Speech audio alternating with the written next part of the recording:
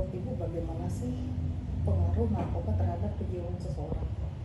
Jelas narkoba itu memang sesuatu yang akan ke otak dia, dan dia di otak akan otomatis mempengaruhi karena yang diserang adalah pusat yang ada di otak. Otak itu tempat termasuk perasaan, termasuk pemikiran, itu adanya di otak. Untuk ciri-ciri pengguna narkoba ini isinya itu seperti apa?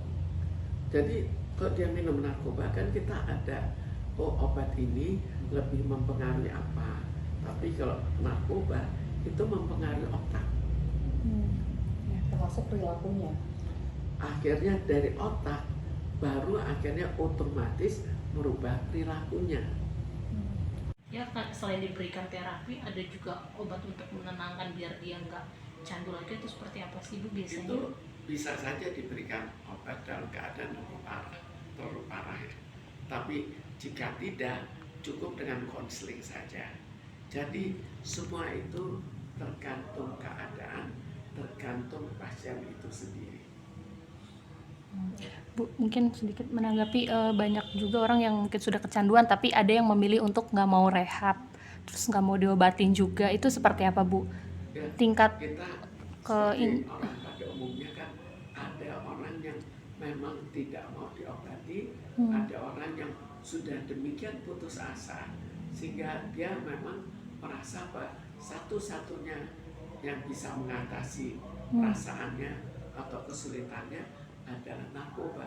Maka pada orang itu dia tidak mau diobati, atau bisa juga obat itu narkobanya sulit ditemukan, maka otomatis dia mengobati dirinya sendiri terhadap narkoba.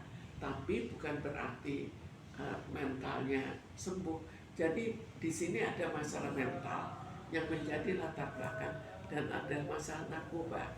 Jadi mental ada hubungannya dengan narkoba, tapi penyembuhan narkoba bukan berarti latar belakang mentalnya tetap sembuh, karena itu harus juga diatasi problem mental yang dihadapinya.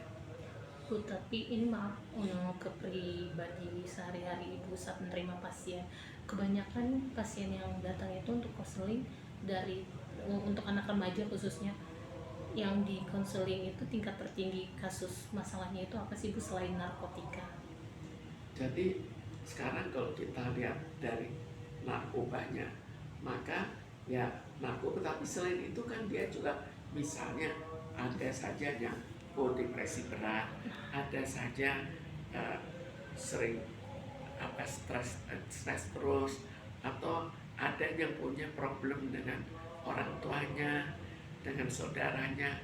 Jadi macam-macam, dan itu yang harus diatasi supaya pengobatan penyalahgunaan narkobanya lebih terarah dan lebih kekal.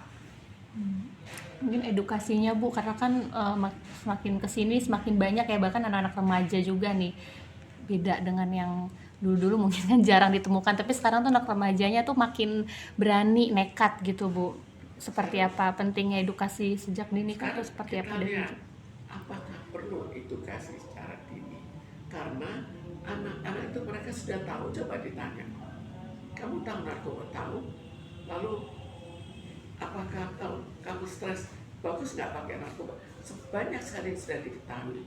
Jadi yang lebih perlu adalah mendeteksi dan mengatasinya, dan lebih sangat perlu adalah narkoba jangan tersebar di mana-mana.